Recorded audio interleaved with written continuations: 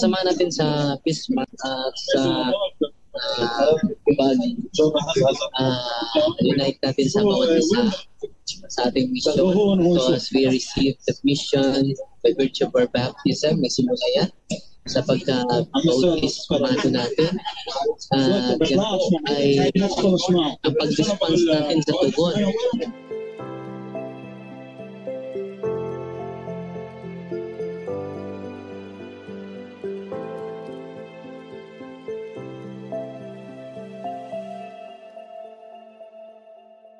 Bungad na panalangin sa ngalan ng Ama, ng Anak, at ng Espiritu Santo.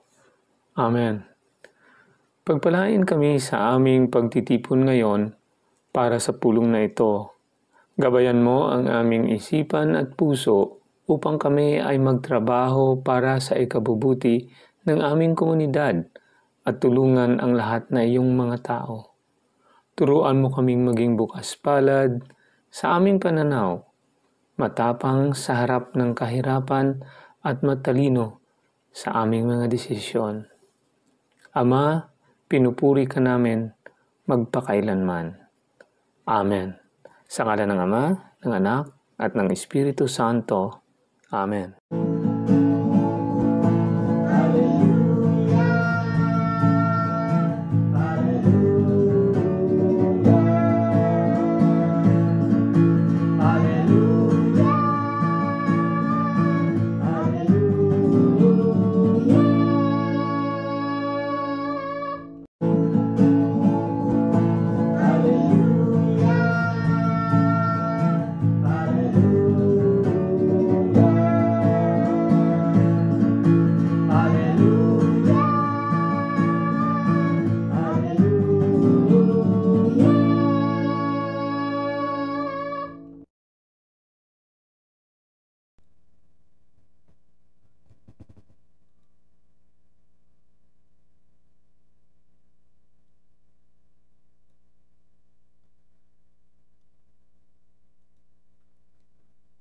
Ang mabuting balita ng Panginoon ayon kay San Mateo, Kapitulo 11, versikulo 28 hanggang 30. Papuri sa iyo, Panginoon.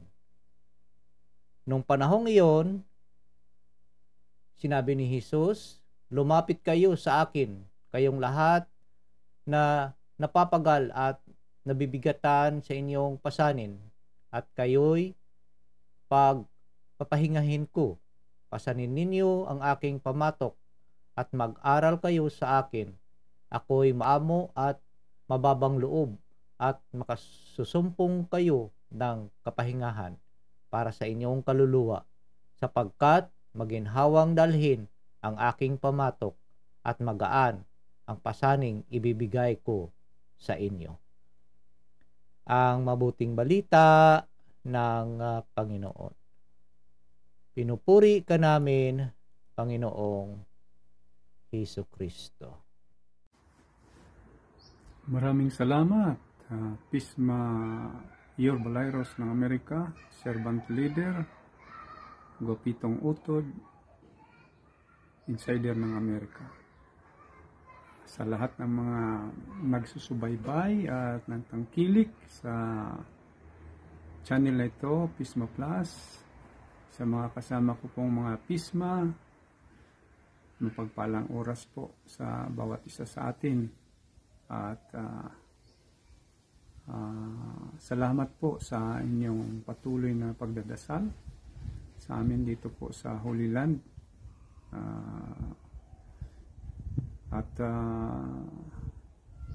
Sa narinig po nating Ebanghelyo sa madaling araw dyan sa Pilipinas, araw ng Miyerkules, Disyembre 13, 2023. Second week of Advent season. Napakaganda sa narinig po natin na Ebanghelyo. Ito po'y hope. Pinaasa tayo ng Panginoon na may pag-asa tayong makamtan. At dito po'y sinabi ng ating Panginoon na lumapit sa Kanya. Napakahalaga po ito dahil karamihan po sa atin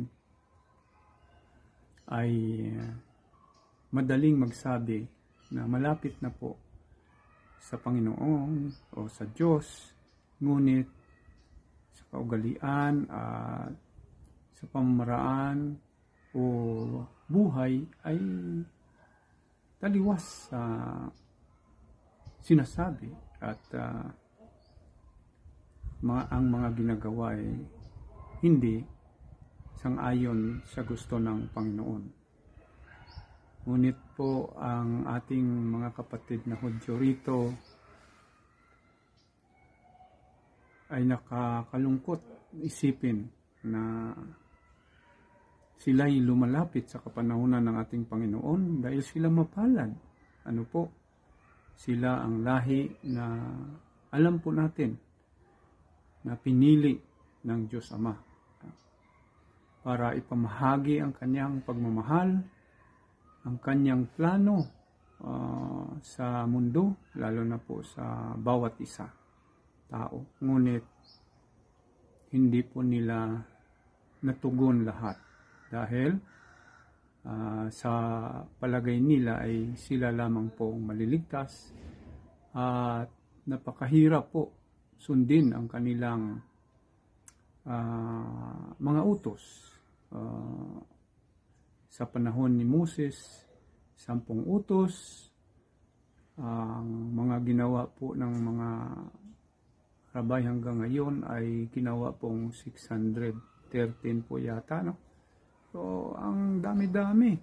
At pagdating sa araw ng pamahinga, ito, mahaba ang pag-usapan po ito. Ngunit, ito yung nakakalungkot dahil maraming mga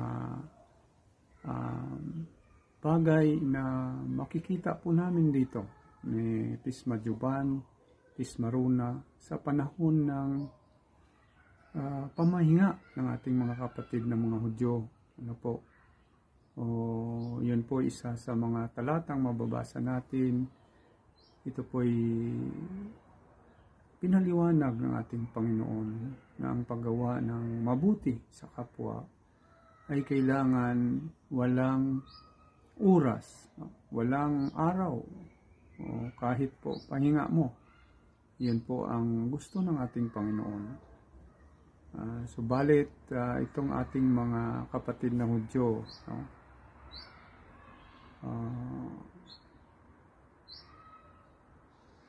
sa panahon niya, lumalapit din po sila para tuligsain ang ating Panginoong Hesukristo na may dala ng katotohanan at totoong turo mula sa plano at kagustuhan ng Panginoong Diyos Ama. So, yun po na dito po sa aking kinaroroonan sa banal na lupa ng Jerusalem, Israel, na nandito po ang sentro ng kanilang pananampalataya ng mga religious na mga kapatid nating Hudyo. Mahirap po, no? Pagsabat ang buong community, no, na nasasakupan nila ay hindi ka makapasok na may sasakyan, hindi maglalakad ka po pagpasok mo sa area na yun. Kahit bisikleta, kung hindi ka mapagalitan, kutyain, ay babatuhin pa, kung hindi mo sila makitang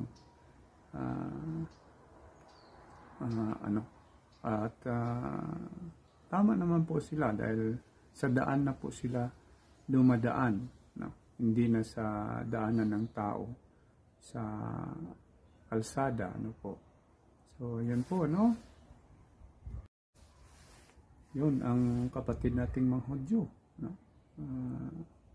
Lumalapit po sila, pero sa panahon ng Panginoon, pagtuligsa,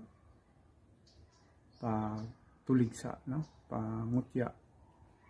Ngunit ang iba, mga Hudyo tulad ng kanyang mga apostolis at mga disipulo ay nanatili, nagsusumikap na tugunin ang kanyang panawagan, at lumalapit po sila. Ngunit ang iba, sa palalim ng ating Panginoon, lalo na po sa Eucharistia, no? Na ipakain niya na po ang kanyang katawan at ipainom ang kanyang dugo, ay ang natitira po ay ang mga apostolis lang po, ano? Ngunit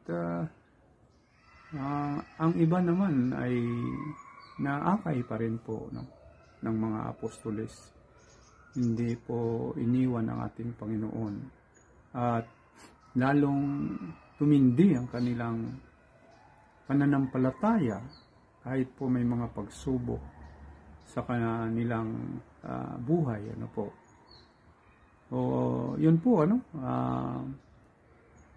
ang kagustuhan ng Panginoong Jesus ay lumapit po tayo, lalo na po sa Adbyentong ito. Kailangan po nating ihanda ang ating sarili. So, punta tayo at sundin ang sakramento, no? Ang paglilinis ng ating budhi, lalo na po ang ating mga kasalanang nagawa, ay kailangan po nating kumpisal at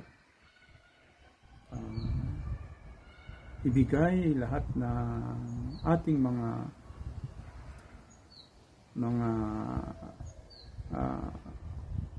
dalangin o mga pangangailangan sa ating Panginoon, no? At dito po sa sa mga talata na nabanggit sa Ebanghelyo na nabinasa kanina, no? Lahat po tayo inaanyayahan na lumapit po sa Kanya. Lahat po tayong nabigatan at nagpapagal. Halos lahat po, no? Karamihan po sa atin. Kahit po mga mayayaman. At alam po natin na mga mayayaman, pag nabigatan, ay ang pangyayari sa kanila ay kung hindi sila satisfied at bigat na mabigat na, dahil malayo po sa ating Panginoon, ay madalas kumikitil ng kanilang buhay. Yan po, no?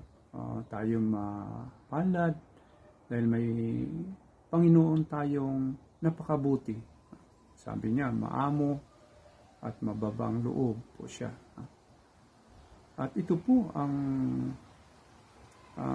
paanyaya po sa atin, lumapit po, no?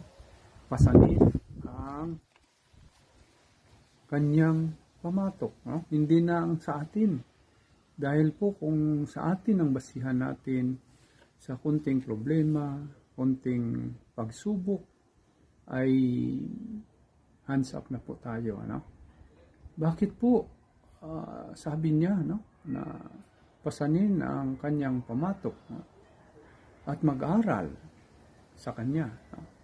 Dahil po pag tiningnan natin ang buhay sa pagbabasa po natin ng banal na aklat, hindi po natin matanggap kaagad, ano, na ang Panginoon nating Diyos nagbata, pinarusahan na napakabigat na parusa, no? Kinutya, no? Hinubuan, lahat lang po, no? Mababasa natin po, ano, hanggang ipinako sa cross, namatay, no? Nagtawanan. No, kung doon natin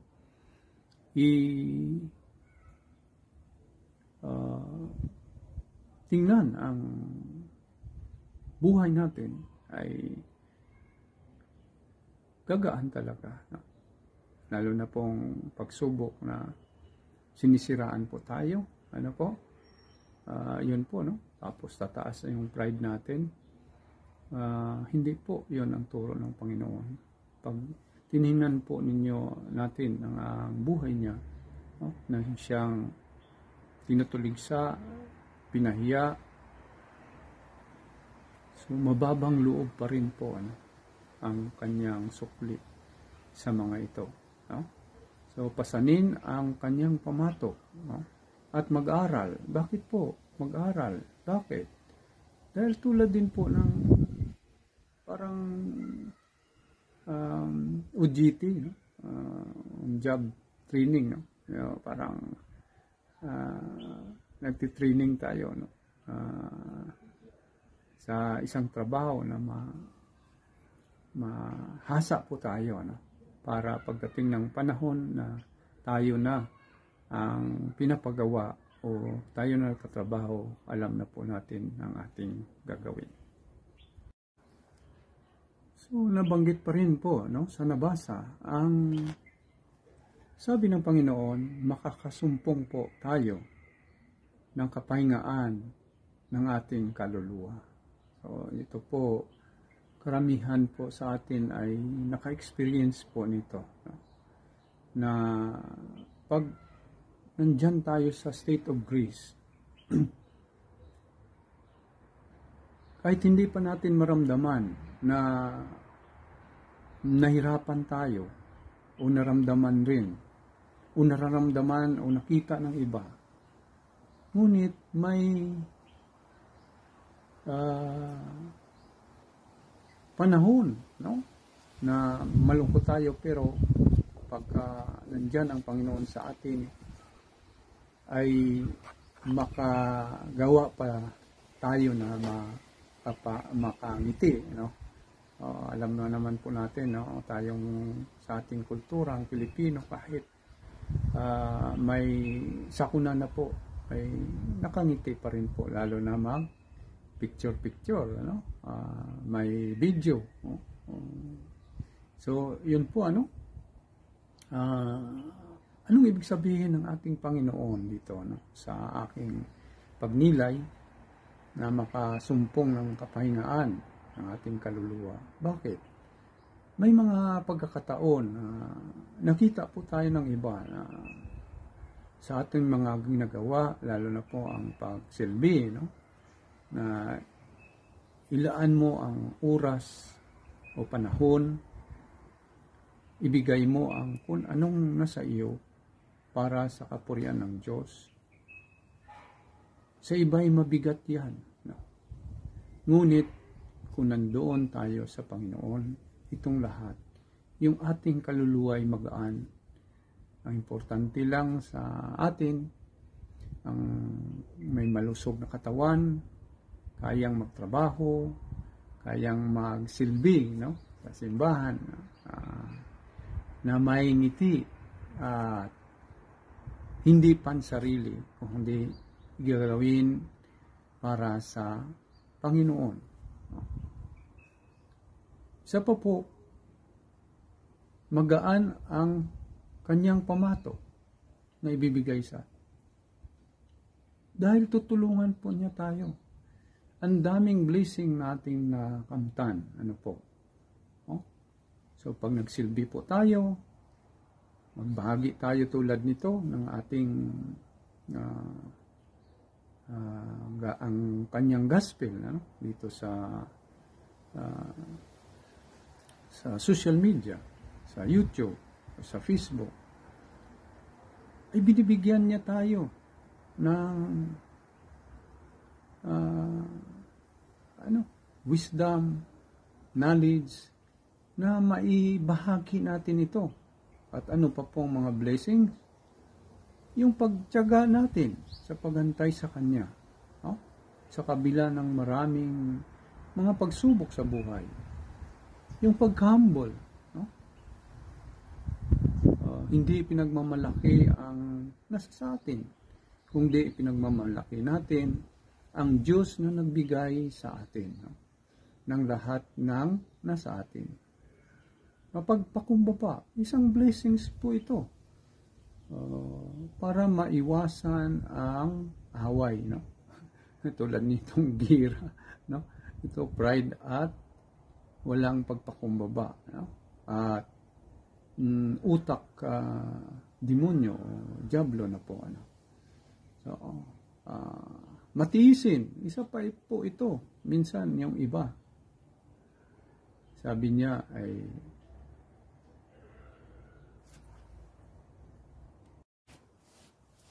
so, patuloy na yung blessing, no, na ibigay ng Panginoon sa atin, no. Itong ulitin ko ulit kung nabanggit ko na kanina, no, ang pagpakumbaba, matiisin at iba pa para masunod po natin ang gusto ng Panginoon. At sa Adbyentong ito, ulitin ko po, paghanda po natin ang ating sarili, no? Punta tayo sa kumpisalan, no? At ako po yun ang lista na kahapon po, no? Baka sa darating na mga araw, dahil po ang simbagabi po rito ay magsimula sa 15 ng gabi. At sa narinig ko po at napakapalad po namin dito, no, sa banal na lupa ng Jerusalem, dahil pinag-usapan po ng mga communities, no, Catholic communities po rito, na sa panahon ng Adbyento, lalo na po sa simbang gabi, ay palaging may kumpisal. Ano po? O, nang lista na po ako, no, ng aking mga dapat gawin, at sana po kayo ganon din po, at mabigyan po tayo ng katatagan ng loob, at may tapang po tayong pumunta sa kumpisalan at hingiin ang pagpagaling sa ating sakit na nagawa po, no, ating kasalanan. At napakaganda po ng mga topic na narinig po ko po, no, naming mag-asawa sa aming household po, ano, to believe is to forgive. So, forgiveness. Napakalaga po, no? Na pag-usapan din po ito. At gawin yung pagpatawad. Dahil po sa mga ibang talata ay ating mababasa na kapag hindi po tayo nagpatawad, ay hindi rin po tayo patawarin ng ating Panginoong Diyos Ama. At ang napakalaga pa rito, dahil sa ating paghahanda at sa araw-araw na ating pagsimba o sa linggo, tuwing misa, ay nanalangin po tayo sa panalangin ng ating Panginoong itinuro po niya, no? At dito, marinig po natin ang mga salita na binabanggit po natin na patawarin mo po kami ng aming mga kasalanan. Ganon din ang pagpapatawad namin sa nagkakasala sa amin. So, mahirap po, madaling banggitin, madaling ipanalangin, ngunit mahirap gawin. Ano po? Oh? So, paano natin po ito magawa? Hingiin po natin ang tulong ng ating Panginoon sa pamagitan ng banal na Espiritu na ito po ay tutulong sa atin, lalo na sa pagpunta sa confession room, no? Sabi sa ating mga mahal na kaparian ng ating mga kasalanan para patawarin po tayo ng ating Panginoong Diyos sa pamagitan po nila na binigyan ng otoridad ng ating Panginoong Jesucristo sa simbahan na itinayo po niya. Yun lamang po ang aking may bahagi. Maraming salamat po ulit sa inyong pagdadasal, pagtangkilik sa channel na ito, Pismo Plus, at palaging nagsusubaybay sa programang Pagnilayan ang Ebanghelyo sa madaling araw dyan sa Pilipinas. Shalom, Beletraot, papuri sa Diyos. God bless us all. Toda Rabba. Likulang, Hashem, Briot Silano. Shalom, Lehetraot. Back to you.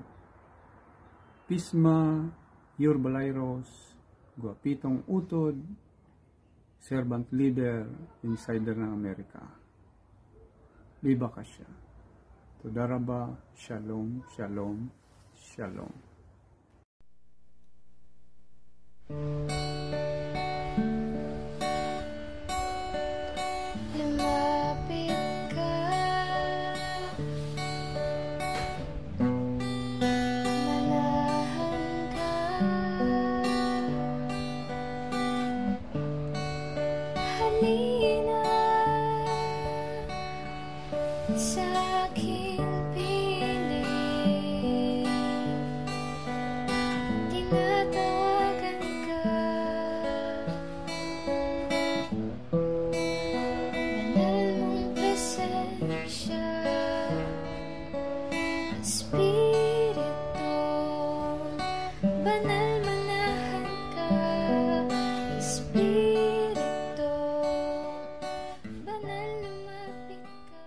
Prayer for the indwelling of the Holy Spirit. In the name of the Father, and of the Son, and of the Holy Spirit. Amen. Holy Spirit, powerful consoler, sacred bond of the Father and the Son, hope of the afflicted, descend into my heart and establish in it your loving dominion. Enkindle in my tepid soul the fire of your love, so that I may be wholly subject to you. We believe that when you dwell in us, you also prepare a dwelling for the Father and the Son. Deign, therefore, to come to me, consoler of the abandoned souls and protector of the needy. Help the afflicted, strengthen the weak, and support the wavering. Come and purify me. Let no evil desire take possession of me. You love the humble and resist the proud. Come to me, glory of the living, and hope of the dying. Lead me by your grace, that I may always be pleasing to you. Amen. In the name of the Father, and of the Son, and of the Holy Spirit. Amen.